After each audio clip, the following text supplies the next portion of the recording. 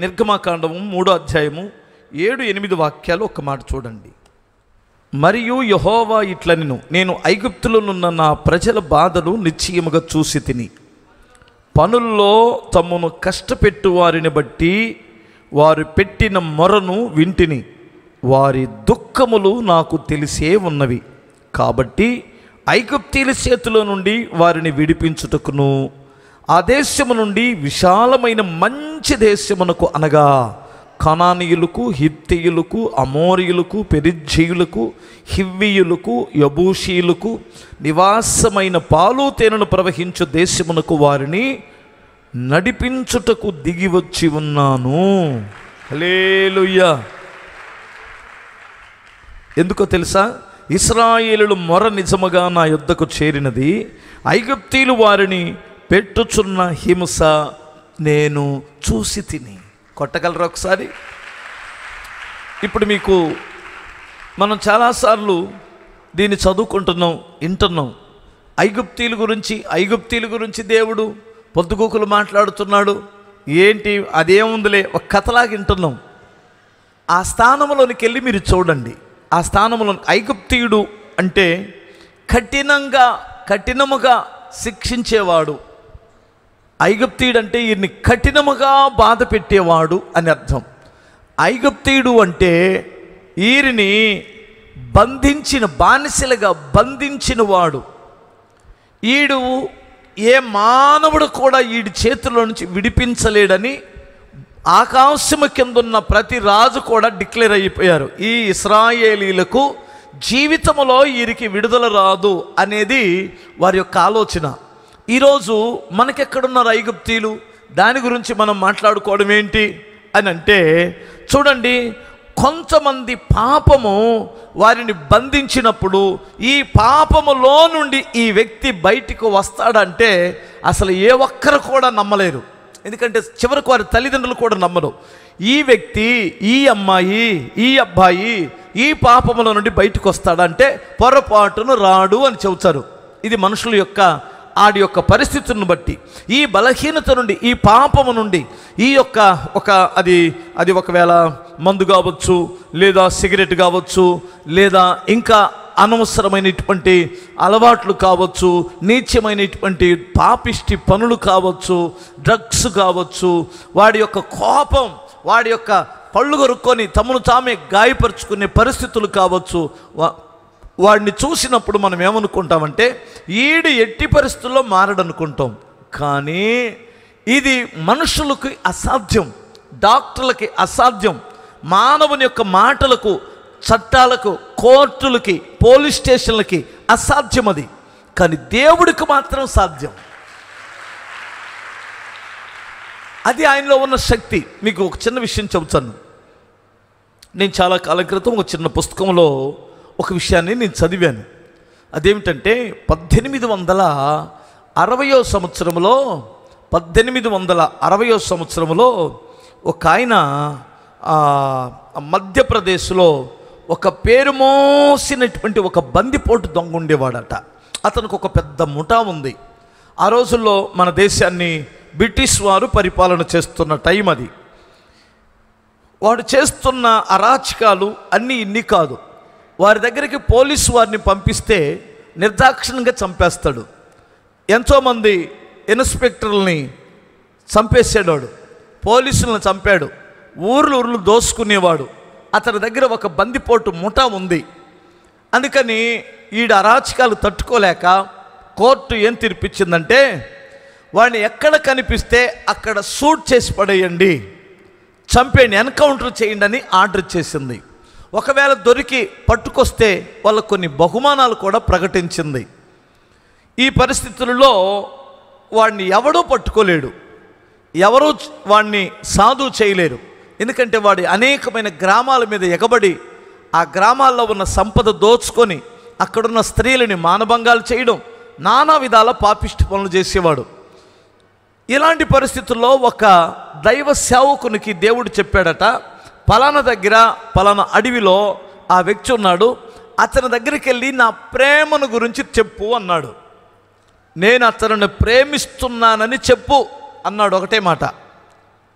ఈయన ప్రభు దగ్గర ఎదురు చెప్పలేక ప్రాణాలకు తెగించి అతనున్న స్థలానికి వెళ్ళాడు. అతను భయంకరమైన అడవిలో ఉంటాడు, ఒక గుహలో ఉంటారు వాళ్ళు. సరే, ఇతను వెళ్ళిన తర్వాత కొత్తవాడు వచ్చినాడు. వచ్చిన వెంటనే వాళ్ళ ముఠా ఉంటుంది కదా, వాళ్ళ ముఠాలో ఈయన పట్టుకొని బంధించారు. ఏంటి, నువ్వు ఎందుకు వచ్చావు? ఒక ఇన్ఫార్మర్లాగా పోలీసు వారికి మా యొక్క విషయాలు చెప్పడానికి వచ్చి బంధించారు. అయ్యా, నేను అలాంటి వాడిని కాదు, యేసుక్రీస్తు ప్రేమను గురించి నేను మాట్లాడడానికి ప్రభు పంపించాడు అన్నాడు. అంటే సరే, ఈ వార్త ఆయన దగ్గరికి వెళ్తే దేవుడు పంపించాడా నా కోసమా అని ఒక ఎకిలి నవ్వు నవ్వాడు అతడు.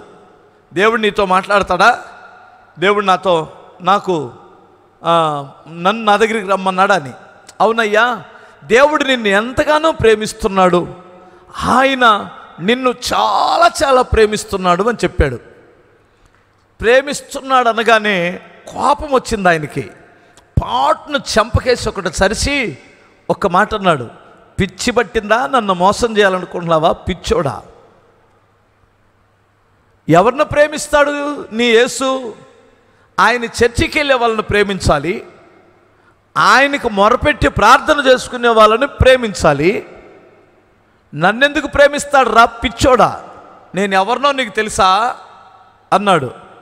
నువ్వెవరివో నాకు అంతగా తెలియదు, కానీ దేవుడు మాత్రం నిన్ను ప్రేమిస్తున్నానని చెప్పమన్నాడు, అందుకే నేను వచ్చానన్నాడు.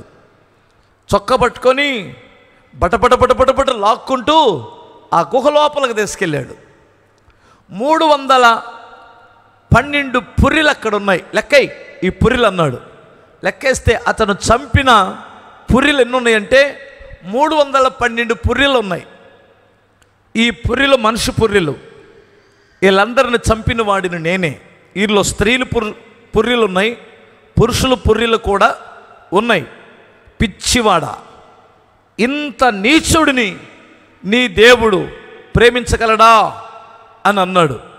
బయటకు వచ్చిన తర్వాత గుహలో నుంచి, లేదయ్యా, ఆయన ఇలా మనుషుల కొరకు ఇలా వచ్చాడు, తన మహిమను విడిచి నీలాంటి వారి కొరకు, నాలాంటి వారి కొరకే, నశించిన దానిని వెతికి రక్షించడానికి, చెడిపోయిన దాన్ని బాగు చేయడానికి, నాశనమైన దాన్ని బాగు చేయడానికి, కూలిపోయిన వాటిని కట్టడానికే ఆయన వచ్చిన పని. ఆయన నిన్ను ప్రేమిస్తున్నాడు అని చెప్పాడు. ఆ మాటలో మాట్లాడుతుండగానే పరిశుద్ధాత్మ దేవుడు అతను తాకినట్టున్నాడు. ఆయన హృదయంలో నుంచి ఒక పశ్చాత్తాపపు ఏడుపు, కళ్ళమటి నీళ్ళు వచ్చేస్తున్నాయి. కళ్ళమటి నీళ్లు తిరిగి ఏమన్నాడంటే, ఏది నాలాంటి ఇంత నీచుడిని ఆయన క్షమించగలిగిన మనసు ఆయనకు ఉందా అని అడిగాడు. నీలాంటి వాడిని క్షమించడమే కాదు, ఆయన ఉన్న స్థానములో నిన్ను కూర్చుండబెట్టగలడు, అది ఆయన ప్రేమ అన్నాడు. వెంటనే మోకాళ్ళ మీద పడి ఆయన ఏడుస్తున్నాడు. ఏడుస్తూ, యేసయ్యా, నిజముగా నీవు నన్ను ప్రేమిస్తే నేను పలానా దగ్గర ఇలాంటి పాపాలు చేశాను, పలానా దగ్గర ఇలాంటి తప్పులు చేశాను, నన్ను క్షమించగలవా అని ఏడుస్తున్నాడు.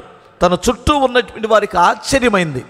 ఆ ప్రార్థన చేసి లేచి ఆత్మ తాకినందున తన పాపాలు ఒప్పుకున్నాడు. లేచిన వెంటనే ఆ సేవకుడు తను అన్నాడు, ఇప్పుడు నన్ను ఏం చేయమంటావు అన్నాడు.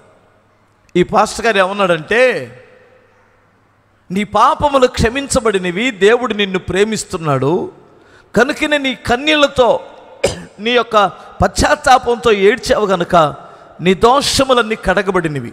ఇప్పుడు నువ్వు నిర్దోషివి, నీకు ఏ హాని ఎవరి ద్వారా కలగనీయడు, నువ్వు వెళ్ళి పోలీస్ స్టేషన్కి వెళ్ళి లొంగిపో అన్నాడు. అర్థమైందా మీకు? వెంటనే తన తన చుట్టూ ఉన్నటువంటి వారు ఇతన్ని కొట్టడానికి వచ్చారు. ఆపండి అని అతను కొట్టనివ్వల. సరే, నీ మాట ప్రకారం నేను వస్తా, ఇప్పుడు నేను కానీ కనిపిస్తే నన్ను ఎన్కౌంటర్ చేస్తాడు, ఓకే, నేను లొంగిపోతాను పోలీస్ స్టేషన్కి వెళ్ళి, నేను చనిపోయినా పర్వాలేదు, ఎందుకంటే నా చేతులతో ఎంతోమందిని చంపిన నీచుడిని, ఇలాంటి వాడు బ్రతికినా ఒకటే, చచ్చిపోయినా ఒకటే, క్రీస్తు ప్రేమ నాకు లభించింది, నీ మాట ప్రకారం నేను వస్తానని పోలీస్ స్టేషన్కి వెళ్ళాడు. వెళ్ళిన వెంటనే వారు నోరు తెరిచారు, అక్కడ ఉన్నటువంటి పోలీసు వారు. ఈడు ఆడేనా అని. ఆడే, అతనే, నువ్వు ఫలానా వ్యక్తివేనా? అవును అని చెప్పాడు. సరే, అతను వెంటనే భయపడుతూ గబగబా వెళ్ళి అరెస్ట్ చేశారు. అరెస్ట్ చేసి సెల్లో పెట్టారు. పెట్టి కోర్టుకి అతను హాజరుపరిచారు. తర్వాత కోర్టుకి హాజరుపరిస్తే ఆ జడ్జి గారు ఇతను ఒక ప్రశ్న అడిగాడు. ఫలానా వ్యక్తివి నువ్వేనా అని అడిగాడు. అవునండి నేనే అన్నాడు. ఫలానా నేరాలు చేసింది, చంపింది నువ్వేనా? అవునండి నేనే. ఇప్పుడు నిన్ను ఎవరు అరెస్ట్ చేశారు అని అడిగారు. నన్ను ఎవ్వరు అరెస్ట్ చేయలేదు, నేనున్న స్థలానికి వచ్చి నన్ను ఎవరు అరెస్టు చెయ్యలేరు. ఇప్పుడు చెయ్యలేదు, నా దగ్గరకు వచ్చి ఎవరు అరెస్టు చేయలేరు. మరి ఎలా వచ్చావు? క్రీస్తు నన్ను ఖైదీగా పట్టుకొని ఈ కోర్టు భవన్లో నిలుచుండబెట్టాడు అన్నాడట. అతనికి చాలా ఆశ్చర్యం అనిపించింది. అంటే నువ్వు క్రీస్తుని స్వంత రక్షకునిగా అంగీకరించావా? అవును.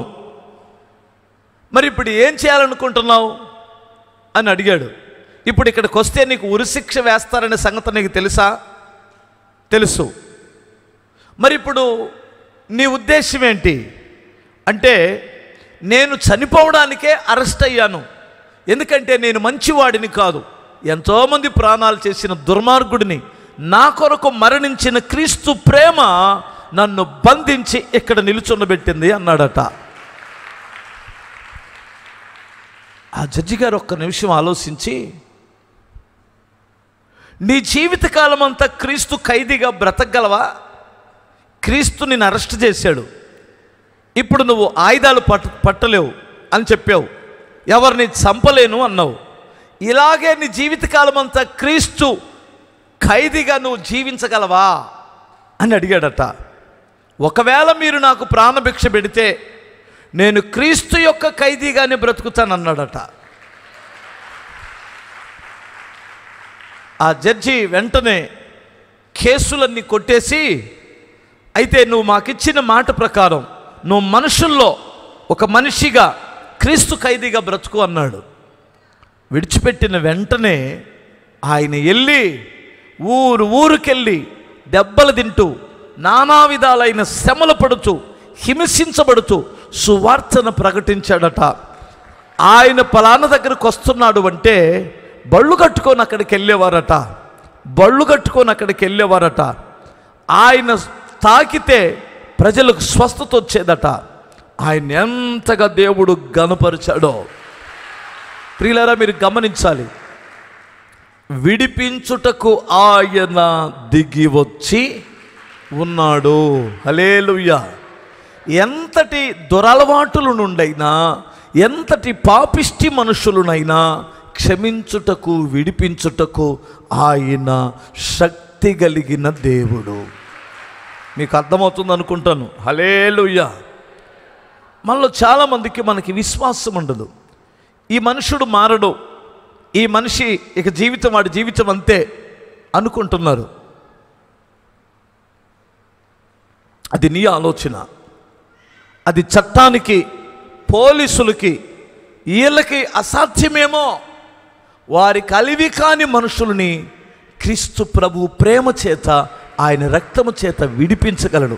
నీకు తెలిసిన నీ బంధువులు, నీకు తెలిసిన నీ రక్త సంబంధులు, నీ ఇంట్లో ఎవరైనా ఉంటే వారు ఏ పాప బానిసత్వంలో ఉన్నారో వారిని విడిపించగలడు. ఎలాంటి రోగగ్రస్తులనైనా ఆయన విడిపించగలడు.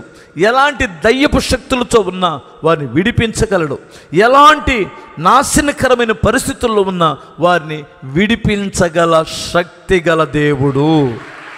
హల్లెలూయా. ఇంకొక మాట మనం చదువుకుందాం పరిశుద్ధ గ్రంథములో నుండి.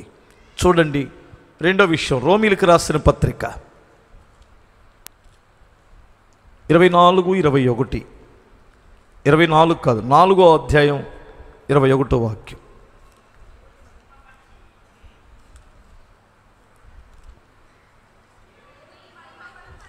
అమ్మా,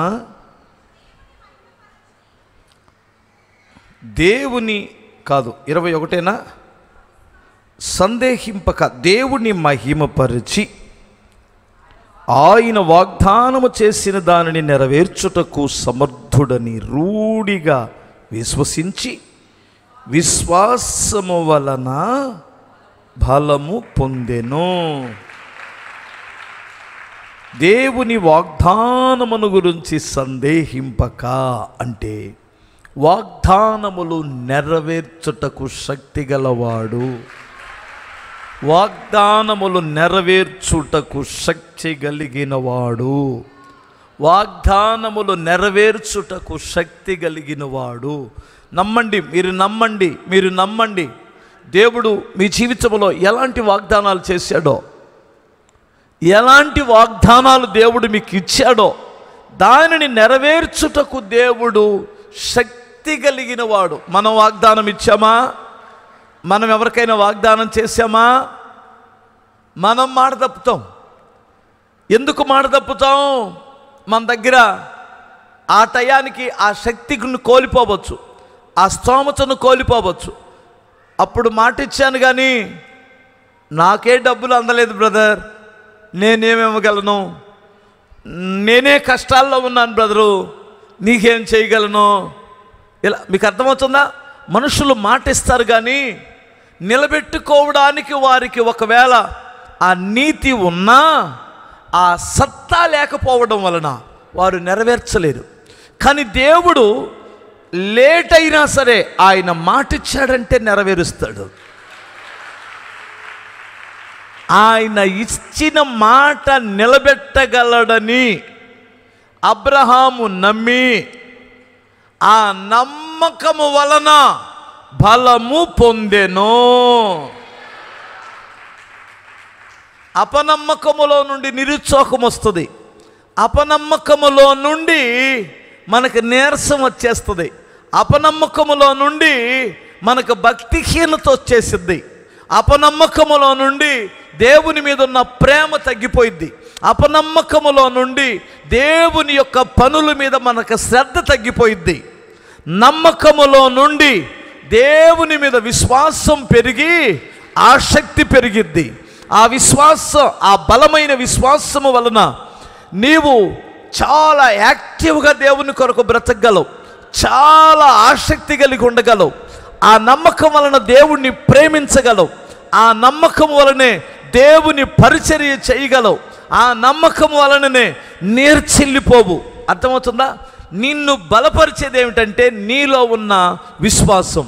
99 సంవత్సరాల వయస్సులో, రమారమి 100 ఏళ్ల వయసులో ఆయనకున్న విశ్వాసము వలన అబ్రహాము బలము పొందెను. హల్లెలూయా.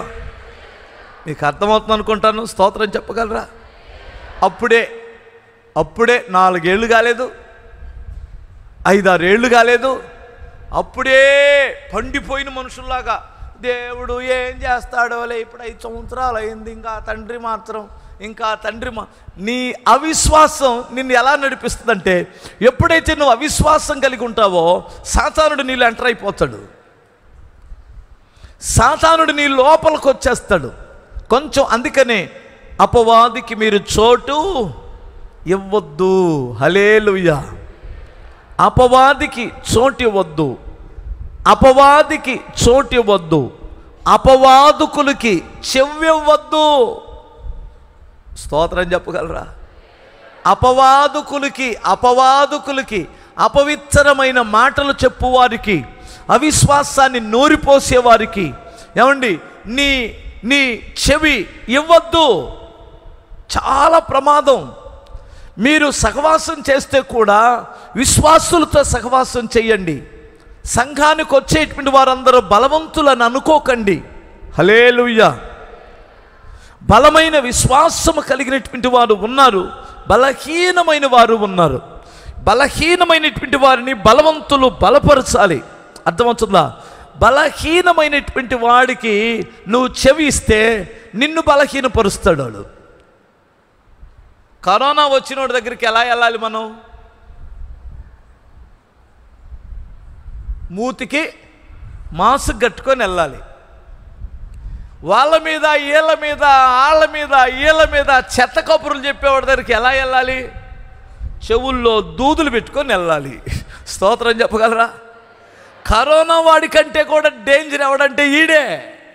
మంచి మాటలు చెప్పేవాళ్ళు ఉంటారు. అమ్మా, మన చర్చిలో ఒక సిస్టర్ గారు ఉన్నారు, ఆ తల్లి అంత పరిచర్య చేసిద్దో, ఆమెను బట్టి నేను ఇక్కడికి వచ్చానమ్మా, పేదరాలైతేనేమ్మా ఎంత మంచి బిడ్డో. ఈ చర్చికి నేను వచ్చిన తర్వాత ఒక సహోదరి ఉందమ్మా, నన్ను చేరదీసింది, ఆమె నన్ను దేవుని సన్నిధికి ఇక్కడికి నడిపించిందమ్మా. అబ్బా ఎంత మంచివారో, హల్లెలూయా. అమ్మ, నేను ఏ టైంలో వచ్చినా ఆదివారం వచ్చి ఒక ముద్ద అన్నం పెట్టే చర్చి ఒకటి ఉందమ్మా అంటే వాళ్ళ చెవి ఒగ్గండి. దున్నపోతు తిన్నాడు తిని ఏంది ఆడబెట్టింది సాంబారేగా అనే ఈ చెత్తదానికి చెవి మాక స్తోత్రం చెప్పాలి. మీకు అర్థమవుతుందా? ఈ తిన్న ఇంటి వాసాలు లెక్కబెట్టే ఒక చెత్త బ్యాచ్ ఉంటుంది. అది మీ ఇంట్లల్లో ఉండొచ్చు, మీ బంధువుల్లో ఉండొచ్చు, చర్చిలో ఉండొచ్చు, వాళ్ళు ఎక్కడైనా ఉండొచ్చు. మన వాళ్ళు అంటారు తిన్న ఇంటి వాసాలు లెక్కబెట్టే ఒక బ్యాచ్ ఉంటుంది. వాళ్ళకు నువ్వు చెవిస్తే వాళ్ళని మరి తరిమేద్దామా? చెప్పరంటమ్మా, వాళ్ళని తరిమేద్దామా? హల్లెలూయా. వాళ్ళు ఉంటేనే కదా మన విశ్వాసం ఏంటో బలపడిద్ది, మన విశ్వాసం ఏంటో పరీక్షలో నెగ్గిద్ది. వాళ్ళు ఉంటేనే కదా మనం మంచోళ్ళమో చెడ్డోళ్ళమో తెలిసిద్ది. ఆ సనుగుడోడు ఉంటే కదా మంచోడు ఎవడో తెలిసిద్ది. మీకు అర్థమవుతుందా? ఆ కృతజ్ఞత లేనిటువంటి వాడు ఉంటే కదా కృతజ్ఞత గలవాడు ఎవడో తెలిసిద్ది. ఆ బలహీనుడు ఉంటే కదా బలవంతుడు ఎవడో తెలిసిద్ది. మీకు అర్థమవుతుందా? ఇప్పుడు పరిచారకులు ఒక 500 మంది 600 మంది 700 మంది ఉన్నారు. ఉంటే వీరిలో నమ్మకమైన వారు ఎవరో తెలియాలంటే అపనమ్మకస్తులు కూడా వారి దగ్గర ఉండాలి కదా. హల్లెలూయా. 2 చేతులే చెప్పగలరా? ఇంకొకసారి చెప్పండి. మనల్ని విశ్వాసములో బలహీనపరిచే ఒక బ్యాచ్ ఉంటుంది. అస్సలు వారితో ఎంత దూరంగా ఉంటే అంత మంచిది. కష్టాలు చెప్పుకోవచ్చు, ఒకరికొకరు బాధలు చెప్పుకోవచ్చు, ఒకరి కష్ట సుఖాలు ఒకరు పంచుకోవచ్చు. అర్థమవుతుందా? కానీ ఎవరో బలహీనతలు అమాయకుల దగ్గరకు వచ్చి పంచుకోకూడదు. మీకు అర్థమవుతుందా? మీ పేటలో ఎవరో ఒక చెత్తోడు ఉన్నాడు, చర్చికి వెళ్ళేవాడు.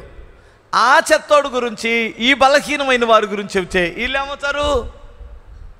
అప్పుడు ఈ బలహీనత వలన దేవుడు ఎంటర్ అవ్వలేకపోతున్నాడు వారి జీవితంలోనికి.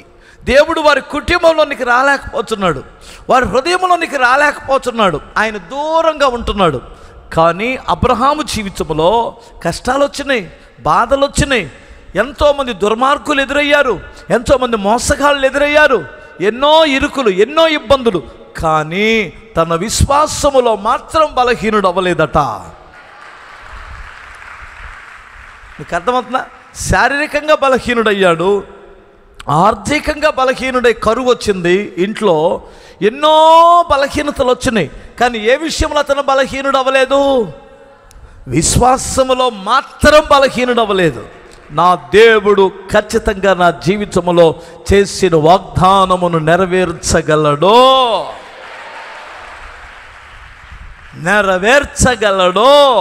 నన్ను నా బంధువుల్లో రక్త సంబంధులను విడిచిపెట్టి నేను వచ్చాను, నా జాతిని నేను విడిచిపెట్టి నా దేవుడిని నమ్ముకున్నాను, వారిలో నన్ను సిగ్గుపడనీయడు. నమ్ముతారా? హల్లెలూయా. ఎన్ని సంవత్సరాలకు నమ్మాడు? 99 సంవత్సరాలకి. 99 సంవత్సరాలు వచ్చిన తర్వాత ఆ లావిడికి ఇంచుమించు 90 దాటిన తర్వాత నిండు సోలాలయ్యి వృద్ధురాలు, మొహం అంతా ముడతలు పడిపోయింది. అర్థమవుతుందా? అన్ని ఏలబడిపోయినాయి, ముసలమ్మ అయిపోయింది. ఈ ముసలమ్మ నిండు సోలాలయ్యి ఆ వయసు వచ్చేసరికి కండలన్నీ కరిగిపోతాయి కదా. అర్థమవుతా? ఏలబడిపోతూ ఉంటుంది కదా ముఖం అంతా, కండలన్నీ. అలాంటి వయసులో గర్భిణి ధరించి అలా వస్తే ఆమె సిగ్గుతో ఈ కడుపు దాచుకునేదట. అర్థం? ఈ వయసులో ఏంటి గర్భిణి అంటే ఈ తల్లి చెప్పేది, అమ్మా రమారమి 100 సంవత్సరాల వయసులో మా వయసు ఉడిగిపోయింది అనుకున్నప్పుడు మా వయసు ఉడిగిపోయింది, మా బలం ఉడిగిపోయింది, మా విశ్వాసం ఉడికిపోలేదు. మేము ఆశలు కోల్పోలేదు, వయసు పోయిందని భయపడలేదు, వయసు మరి మమ్మల్ని విడిచిపెడుతుందని మేము ఎప్పుడూ భయపడలేదు. దేవుడు చెప్పాడు అంటే ఆయన చేసి చూపిస్తాడు. ఆయన చెప్పాడు అంటే చేసి చూపిస్తాడు. అసాధ్యమైన వాటిని సాధ్యపరచగలడు. ఎంతమంది నమ్ముతున్నారు?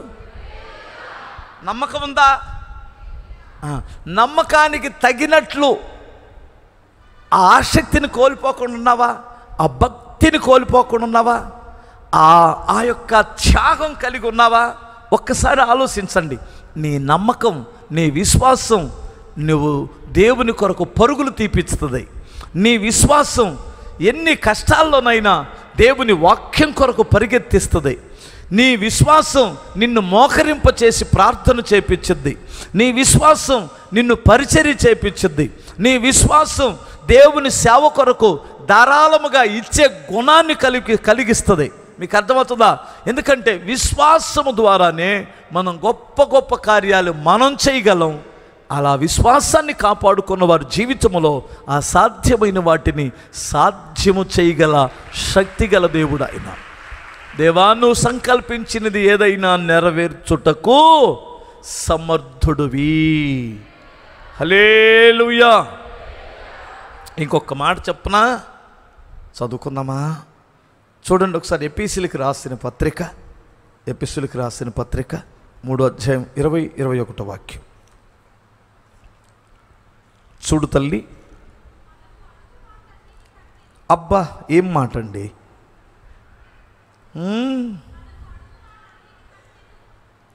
మనము కొంచెం పైనుంచి రావాలేమో తల్లి, అదేనా? జ్ఞానముకు మించిన క్రీస్తు ప్రేమను తెలుసుకున్నటకును తగిన శక్తి గలవారు కావాలననియు ప్రార్థించుచున్నాను. మనలో కార్య సాధకమైన తన శక్తి చొప్పున మనము అడుగు వాటి కంటేనూ ఊహించు వాటి కంటేనూ అత్యధికముగా చెయ్యగల శక్తిగల దేవునికి క్రీస్తు మూలముగా సంఘములో తరతరములు సదాకాలము మహిమ కలుగునుగాక. కొట్టో కొట్టో కొట్టో చప్పట్లు కొట్టాలి.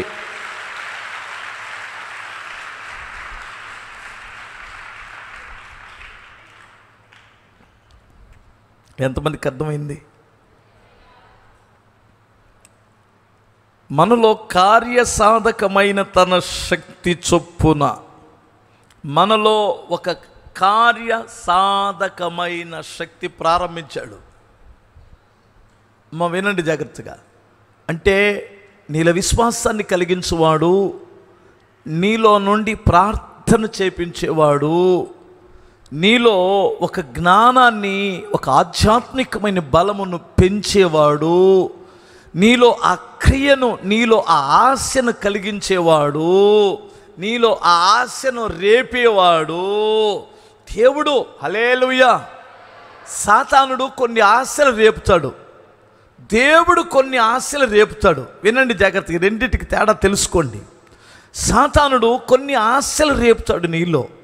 నువ్వు ఇప్పుడు నీ శరీరాన్ని సజీవ యాగంగా సమర్పించుకొని బాప్తిస్వం తీసుకొని చర్చికి వచ్చావు కదా, కొద్ది రోజులు ఆగిన తర్వాత నీలో ఇంత సమర్పణ కలిగిన, భక్తి కలిగిన బిడ్డవై ఉండి నీలో సాతానుడు కొన్ని రోజులు ఆగిన తర్వాత ఏం చేస్తాడంటే మళ్ళీ లోకాశలు రేపుతాడు, లోపల కార్యసాధన పెడతాడు సాతానుడు. అది ఇప్పుడు నువ్వు చక్కగా పానుపు నిష్కలంకంగా ఉంది, నీవు నీ భార్య లేదు నీ భర్తతో పానుపు నిష్కలంకంగా ఉంది, పవిత్రత కలిగి కాపురం చేసుకుంటున్నావు.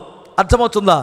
అలాంటి నీలో దుష్టుడు కొన్నిసార్లు ఏం చేస్తాడంటే పరస్త్రీ మీద వ్యామోహాన్ని రేపుతాడు.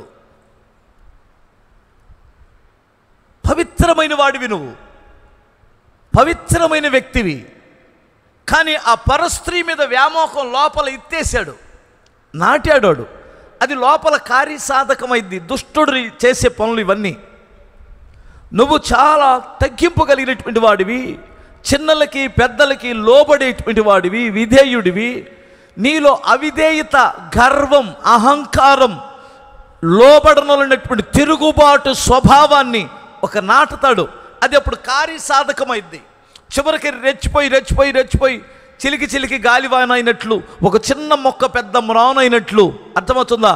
అలా అలా అలా అలా ఎంత ద్వేషం పెంచుకుంటావంటే నువ్వు సంఘానికి దూరమై భ్రష్టుడు అయ్యేంత వరకు యూదా ఇస్కరియోతులాగా దూరం అయిపోతావు. నీకు అర్థమవుతుందా? ఎందుకంటే ఒక చిన్న ఇత్తనమే నాటుతాడు, పెద్దదైపోయింది. అది దుష్టుడు పని. ఓకే, మీకు అర్థమవుతుందా? దేవుని పని ఏమిటంటే నిన్ను బాగు చేయాలనుకున్నప్పుడు నీలో ఒక చిన్న ఇత్తనాన్ని నాటుతాడు. ఒక ఆలోచన, ఒక కోరికను రేపుతాడు నీలో. ఒక బలమైన ఒక ఏమనాలి దాన్ని, హల్లెలూయా, ఒకటి సాధించాలి, నేను ఇలా పైకి రావాలనే ఏదో ఒకటి నాటుతాడు దేవుడు. దాన్ని నీలో కార్యసాధకము చేయవాడు దేవుడు. ఆ దిశగా నిన్ను కష్టపడిస్తాడు, ఆ దిశగా నిన్ను రేపుతాడు పరిశుద్ధాత్ముడు, ఆ దిశగా నిన్ను అడిగిస్తాడు, ఆ దిశగా నిన్ను ప్రార్థన చేపిస్తాడు, ఆ దిశగా ఆ భారం పెడతాడు నీలో, ఆ మంట రేపుతుంటాడు, అలా నిన్ను రేపేస్తుంటాడు పరిశుద్ధాత్మ దేవుడు. ఎందుకంటే నీలో ఒక కార్య సాధకమైన సంగతి ఏదో లోపల క్రియ జరుగుతుంది. నీకు నిద్ర రానివ్వడు. అర్థమవుతుందా? ఒకవేళ నువ్వు ఆత్మలు సంపాదించాలి, నీకు ఒక దర్శనం ఉంటే నిన్ను దేవుడు నిద్రపోనివ్వడు. సంఘములో నువ్వు ఒక పరిచారకుడువే అయితే దేవుడు నిన్నేదో పని చేయించాలనుకుంటే నీకు నిద్ర రానివ్వడు. లేదు, నీ వ్యాపారములను వృద్ధి చెంది నీ వ్యాపారము ద్వారా సంఘానికి మేలు చేసే ఒక అద్భుతమైన దశమ భాగమో, ఒక అద్భుతమైన నీ సహకారం అందించాలంటే నిన్ను ఆ దిశగా రేపుతాడు, ఆ దిశగా అడిగిస్తాడు, మాట్లాడిస్తాడు. అర్థమవుతుందా? ఇలాగ నీలో ఒక కార్యసాధకమైన సంగతి ఏదో జరిగిస్తుంటాడు దేవుడు. అప్పుడు నువ్వు ఆపలేవు, దాన్ని ఆపుకోలేవు. అప్పుడు నువ్వేం చేస్తావంటే, ఓ దేవా నాకు ఫలానాదయ్యి అని అడిగి, ఆ ఇచ్చిన తర్వాత నువ్వు ఎలా ఉండాలో, ఏమి సాధించాలో ఊహిస్తాడట. స్తోత్రం చెప్పాలి. నీకు అర్థమవుతుందా? అడుగుతాడు, ఇస్తే నేను ఎలా ఉండాలో ఊహిస్తాడు. ఇప్పుడు నీలో రేపుచున్నటువంటి వాడు ఎవరో తెలుసా? శక్తిగల దేవుడు. హల్లెలూయా. ఇప్పుడు ఈ రెండిటికి డిఫరెంట్ మీకు తెలుస్తుందా? మీకు అర్థమవుతుందా? సాతానుడు రేపుతాడు, దేవుడు నీలో ఒక ఆలోచనలను రేపుతాడు. దేవుడు రేపే ఆలోచనలకి నువ్వు మోకరించి ప్రార్థనలో గడుపుతావు, అడుగుతావు, అడిగిన వాటిని ఊహిస్తావు. దుష్టుడు రేపే ఆలోచనలకి నువ్వేం చేస్తావంటే ప్రార్థనకి దూరం అవుతావు, వాక్యానికి దూరం అవుతావు, సహవాసానికి దూరం అవుతావు, పరిశుద్ధులకి దూరం అవుతావు, లోకానికి దగ్గర అవుతూ వస్తావు, కోరికలకు దగ్గర అవుతూ వస్తావు. ఇప్పుడు నీ పతనం అక్కడ స్టార్ట్ అయిపోయింది. భవిష్యత్తుని దీవెనకరముగా చరిత్రకెక్కేటువంటి వాడిని దేవుడు ఏం చేస్తాడంటే ఆ దిశగా రేపుతాడట. మీకు అర్థమవుతుంది? అందుకే నిద్ర పట్టదు వాళ్ళకి. హల్లెలూయా. ఆ బాగుపడే వాడి లక్షణాలు వేరు. ఎగ్జాంపుల్, ఒక వ్యక్తిని కలెక్టర్ చేయాలనుకున్నాడు అనుకో, పిల్లోడిని ఒకడిని, ఆడికి నిద్ర పట్టినవాడు, లే చదువుకో చదువుకో చదువుకో అని రేపుతాడు పరిశుద్ధాత్మ దేవుడు.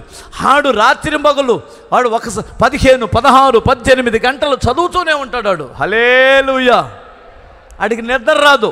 వాడు కలెక్టర్ అవ్వాలనే ఆ కుర్చీ మీద ఊహలు, దాని కొరకే అడుగుతాడు, దాని కొరకే చదువుతాడు, దాని కొరకు ఆ దిశగా చెత్త పనికి మాలిన వాళ్ళతో సహవాసం చేయడాడు. ఆడి క్రాపు కలెక్టర్గా చేస్తాడు, కలెక్టర్గా కొట్టిస్తాడు. ఆడి డ్రెస్సులు కలెక్టర్లు అయిపోతాడు, కలెక్టర్లుగానే ఉంటాడు, కలెక్టర్గానే ఊహిస్తుంటాడు, ఆ దిశగా సిద్ధపడుతుంటాడు. మీకు అర్థమవుతుందా? స్తోత్రం చెప్పాలి.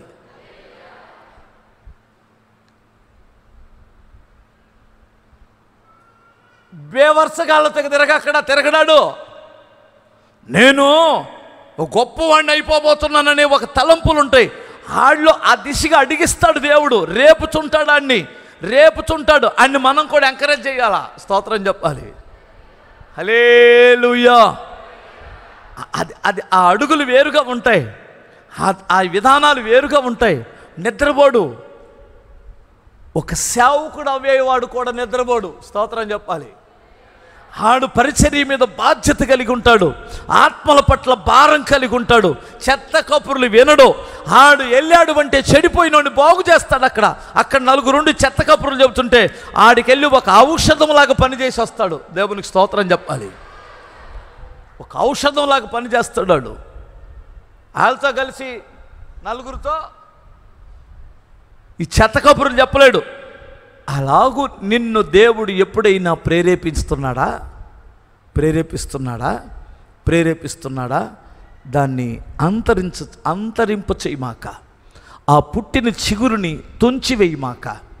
నీలో ఆ ఆలోచనను దేవుడు పుట్టిస్తే ఒక గొప్ప వ్యక్తి కావాలి. నా వ్యాపారంలో 100 మంది బ్రతకాలనే తలంపు నీకు వచ్చిందా? అర్థమవుతుందా? నేనే ఒక కంపెనీ పెట్టి అనేకులకు ఉద్యోగం ఇవ్వాలని అనుకుంటున్నావా? నేను జాబు సంపాదించి నా తల్లిదండ్రులకి ఒక గొప్ప వ్యక్తిగా నేను బ్రతకాలని అనుకుంటున్నావా? లేదు, నేను నా దేశంలో సేవ చేసి నా దేశ ప్రజలను రక్షించుకోవాలని తలంపు నీకుందా? ఆ దిశగా నువ్వు ప్రార్థన చేసి అడిగి ఊహించు, స్తోత్రం చెప్పాలి. ఇక్కడ 3 క్రియలు జరగాలి. నీలో కార్యసిద్ధి కలగాలి. ఏంటి? అడగాలి. ఫస్ట్ ఏం చేయాలి? ఊహించాలి. 3 కార్యసిద్ధి కలగాలి. హల్లెలూయా. ఏంటి చెప్పండి? దేవుడు మన జీవితంలో శక్తివంతమైన కార్యాలు చేయడానికి ఫస్ట్ ఏం చేయాలి? అడగకుండా దేవుడు ఎప్పుడు ఏది ఇవ్వడు. అడిగిన తర్వాత ఏం చేయాలి? ఊహించుకోవాలి, స్తోత్రం చెప్పాలి. ఊహించుకొని బోర్ల పడుకొని నిద్రపోకూడదుగా.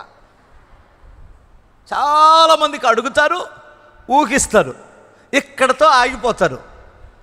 ఎవడకుండదో పెద్ద వాళ్ళం అవ్వాలని. కార్యసిద్ధి ప్రారంభించాలి, కార్యం ప్రారంభించాలి. ఇక నిద్రపోకూడదు. హల్లెలూయా. ఇక సుఖాన్ని ఆశించకూడదు.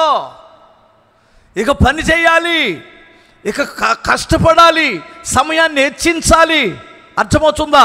ఇక త్యాగం చేయాలి, ఖర్చు అయిపోవాలి, అవసరమైతే ప్రాణ త్యాగానికైనా తెగించాలి. దేవునికి స్తోత్రం.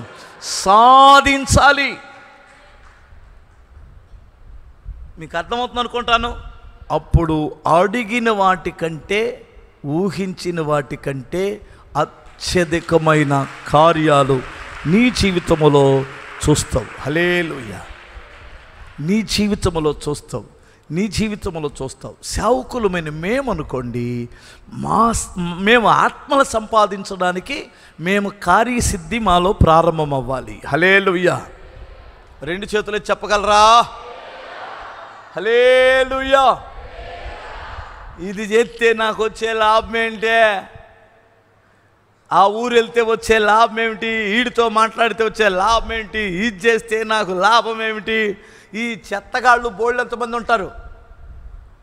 అర్థమవుతుందా? ఇది దేవుడికి చేసినట్లు కానీ నేను సేవ చేస్తే గొప్ప కార్యాలు చూస్తాం. స్తోత్రం చెప్పాలి. ఒక వ్యాపారస్తుడు కూడా పైకి రావాలంటే నిద్రపోకూడదు. మీరు యాడ్లో వ్యాపారస్తులు ఉంటారు కదా, యాడ్లో కమిషన్ వ్యాపారస్తులు ఉంటారు. రెండోది ఎక్స్పోర్ట్ పంపించే ఎగుమతి వ్యాపారస్తులు ఉంటారు. ఎగుమతి వ్యాపారస్తుల గురించి 2 మాటలు చెబుతాను. అతడు తెల్లారగట్ల 5 గంటలకు లేచి స్నానం చేసి అతను చేసుకునే పూజ ఏదో చేసుకొని 5:30-6 లోపు వచ్చేస్తారు యార్డుకి. సీజన్లోనైతే 5 గంటలకల్లా వచ్చేస్తారు. 4 గంటలకు వెళ్ళేసి వచ్చి ఆ యార్డ్ అంతా తిరిగి వాళ్ళకి ఇష్టమైన సరుకు కొనుక్కుంటారు. అవును కదా? కొనుక్కొని 10 గంటలకల్లా 10 గంటలకల్లా బేరాలు అయిపోతాయి. వెళ్ళి కాస్త 2 ఇడ్లీ తిని, అర్థమవుతుందా, కాస్తంత కొంచెం కాపీ దాగి కొంచెం ఏమేమి కొన్నాం మొత్తం లిస్ట్ చూసుకుంటాడు, ఎక్కడెక్కడ ఎన్ని బస్తాలు కొన్నామని. మళ్ళీ వెంటనే 11 అయ్యేసరికి మళ్ళీ యార్డుకి వచ్చేసి ఎక్కడెక్కడ కొన్నాడో మొత్తం పాటలు పెట్టించి మస్తు చూడాల. భయంకరమైన ఎండ, ఉక్క, మంట. ఆ మంటలో మొత్తం మచ్చులు చూసుకోవాలి. మీకు అర్థమవుతుందా? అందులో మంచి ఏది చెడ్డ ఏది చూసుకొని ఏది క్యాన్సిల్ చేయాలి ఏది తీసుకోవాలని చూసుకొని ఆ మచ్చులు చూసిన తర్వాత మరలా వెళ్ళి కాస్తంత ఒక టీ తాగేసి మరలా వాళ్ళు 12 గంటలకి 1 గంటకల్లా మరలా వచ్చేసి కాటాలు మొదలు పెట్టాలి. మీకు అర్థమవుతుందా? కాటాలు వేసుకోవాలి. ఆ సరుకు అంతా కాటాలు వేసుకునేసరికి ఒక్కోసారి రాత్రి 7 అయిద్దో 8 అయిద్దో 10 అయిద్దో, ఒక్కోసారి తెల్లారిద్దో కూడా తెలియదు. అర్థమవుతుందా? అర్ధరాత్రి అయిద్దో 3, 4 కూడా అవ్వచ్చు. ఆ కాటాలు వేసుకున్న తర్వాత వాటిని ముఠా వాళ్ళకి అప్పచెప్పి గూడానికి దోలమని ఇంటికెళ్ళి మరలా 2 గంటలో 3 గంటలో రెస్ట్ తీసుకొని మరలా 5 గంటలకల్లా యార్డ్లో ఉండాలి. దినచర్య. అర్థమవుతుందా? ఈ గ్యాపులో కాస్తంత గ్యాప్ వచ్చింది కదా, ఆ గ్యాపులో ఆఫీస్కి వెళ్ళి ఆ రైతులకు ఏమేమి ఇవ్వాలో ఏంటి వాళ్ళు పట్టి కట్టి ఆ పట్టి ఇచ్చారో లేదు చూసుకొని మరలా వస్తుండాలి. ఇది వాళ్ళ యొక్క దినచర్య. మనోళ్ళు అనుకుంటాం వాళ్ళు బాగా ఇక్కడ ఇంత పెద్ద బంగారం తీసుకొని కద్దరు బట్టలు వేసుకొని కారులో వచ్చి దిగ్గానే వాళ్ళకి ఏమంటే వ్యాపారస్తులు హ్యాపీగా నిద్రపోయాడు. ఎవడో తెలుసా? పయ్యోడు. వీడి పేరు పయ్యోడు. ఎవడాడు పయ్యోడు అంటే తెలుసా? ఆడికి చిట్టి ఉండదో, బాధ్యత ఉండదో, ఆడికి ఏ బాధ్యత ఉండదో. ఇష్టమైతే వెళ్తాడు, కష్టమైతే మానేస్తాడు. ఈరోజు డబ్బులు వచ్చినంటే రేపు వెళ్తాడో వెళ్ళడో కూడా ఆడికే తెలీదు. ఆడంత మహారాజు ప్రపంచంలో మరి ఎవడూ లేడు. నీకు అర్థం కావట్లేదా? స్తోత్రం చెప్పగలరా? హల్లెలూయా. బాధ్యత లేనిటువంటి వాడు ఎప్పుడూ పైకి రాడు. నీలో ఒక కార్యసిద్ధి కలుగు చేస్తున్నాడు. అడుగుతున్నావు, నన్ను ఇలా చేయి ప్రభువా, నన్ను ఇలా ఆశీర్వదించు ప్రభు అని. మంచిది. ఊహించుకుంటున్నావు, సూపరు, నేను ఇలా ఉండబోతున్నాను అని. మంచిది. ఇప్పుడు దానికి ఏం చేయాలి? కార్యసిద్ధి కలుగు చేసినప్పుడు దాన్ని ఊహించిన వాటికంటే కూడా అత్యధికముగా దేవుడిని జీవితంలో గొప్ప గొప్ప కార్యములు చేయునుగాక. ఏం ఊహిస్తారు ఇప్పుడు చెప్పండి? ఏం ఊహిస్తారు? అప్పులైపోయి ఊరిడిచిపెట్టేసి వెళ్ళిపోయినట్టు ఊహిస్తారా? ఇక్కడే సొంత ఇల్లు కట్టుకొని కారు కొనుక్కొని ఆశీర్వాదకరంగా ఒకసారి ఊహించండి. హల్లెలూయా. నేను, మా ఆయన, నా పిల్లలు, నేను, నా భార్య, నా పిల్లల కారులో, చిన్న కారు, మాకు తెలిగిన కారులోనే చక్కగా చర్చికి వస్తున్నాం. ఊహించండి. ఊహిస్తున్నావా? వచ్చిందా? హల్లెలూయా. వెళ్ళి సొంత ఇంట్లో పెట్టావా? కారు పెట్టావా? ముందు పెట్టావా? ఇంట్లో ముందు పెట్టావా? పెట్టావు కదా. ఓకే, ఊహించావు కదా. అడిగి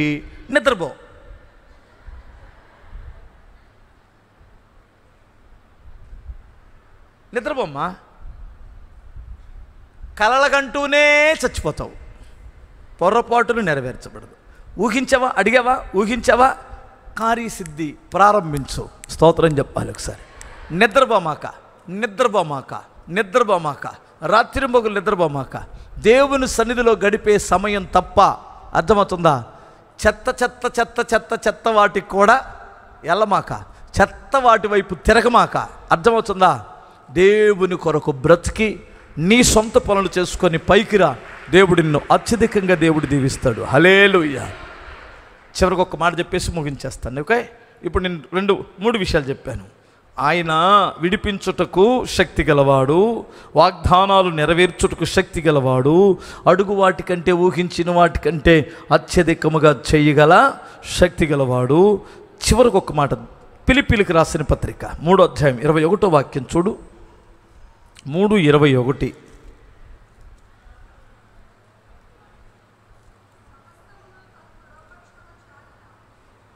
సమస్తమును తనకు లోపరుచుకొన జాలిన శక్తిని బట్టి ఆయన మన దీన శరీరములను, ఏ శరీరాలమో? మీరక్క కాదు, మెరిసక్క.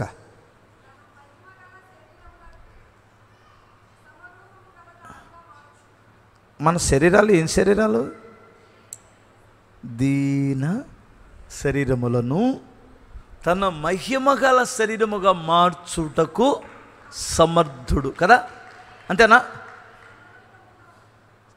మహిమగల శరీరముగా చదువు. దీన శరీరములను మహిమగల శరీరముగా మార్చుటకు, మహిమగల శరీరములకు సమరూపముగా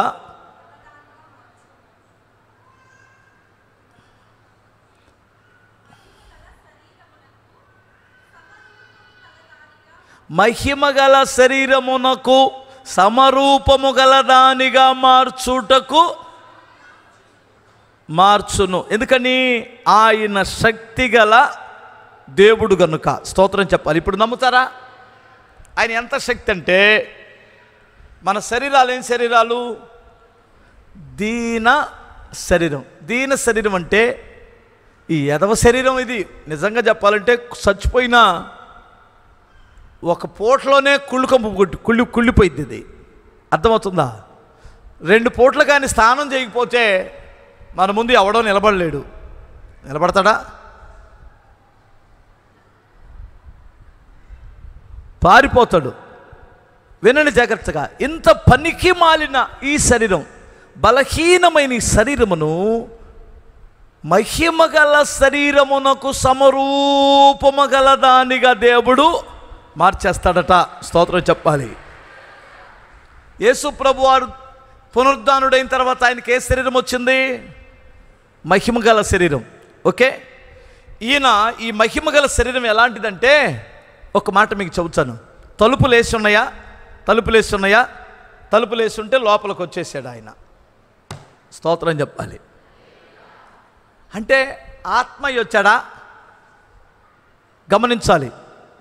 ఆత్మయ్య రాలేదు, లోపలికి వచ్చాడు కదా. తలుపులు వేసి ఉంటే వాళ్ళు అమ్మో బాబోయ్ భూతం దయ్యం వచ్చిందని, దయ్యమై వచ్చాడు అనుకున్నారు. ఎట్రండి నన్ను తాకండి అన్నాడు. తాకితే దొరికాడు. నా గాయాల్లో ఏలు పెట్టండి. ఏలు పెడితే రక్తపు మరకలు కనిపిస్తున్నాయి. ఓకే, ఇంకా నమ్మట్లేదా? ఇప్పుడు నాకున్న శరీరం ఆత్మలకి దయ్యాలు కొండవు. ఇప్పుడు చెబుతున్నాను వినండి. మీ దగ్గర తినడానికి ఏమైనా ఉందా? చేప రొట్టె ఉంది.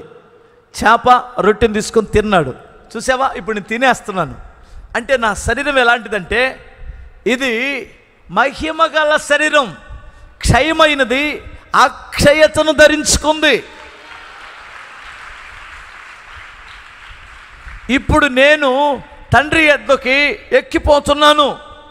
నా యందు క్రీస్తునందు విశ్వసించిన వాడు, క్రీస్తునందు విశ్వసించి మృతి పొందితే చచ్చిపోయినా వాడు సమాధుల్లో నుంచి తిరిగి మహిమగల శరీరాన్ని దాల్చి వస్తాడు. ఒకవేళ నా రాకడ వరకు పరిశుద్ధతను కాపాడుకుంటే, నేను మధ్యాకాశములకు వచ్చినప్పుడు మీరు రెప్పపాటును మార్పు నొంది నా దగ్గరికి వస్తారు. మీరు మహిమ శరీరం ఇలా చెయ్యుటకు నేను శక్తి గలవాడినని దేవుడు అంటున్నాడు. మీకు అర్థమవుతుందా? ఇది ఎలా సాధ్యం? దేవుడికి ఇది సాధ్యం. ఇది సాధ్యమేనని నమ్మినటువంటి వారు చేతులు ఎత్తండి. ఇది సాధ్యమైనప్పుడు నువ్వు అడుగు వాటిని, ఊహించే వాటిని శక్తి కలిగిన దేవుడు చేయలేడా? నీ అప్పులు తీర్చలేడా? నీ రోగాన్ని బాగు చేయలేడా? నిన్ను విడిపించలేడా? నీ జీవితంలో వాగ్దానాలు నెరవేర్చలేడా?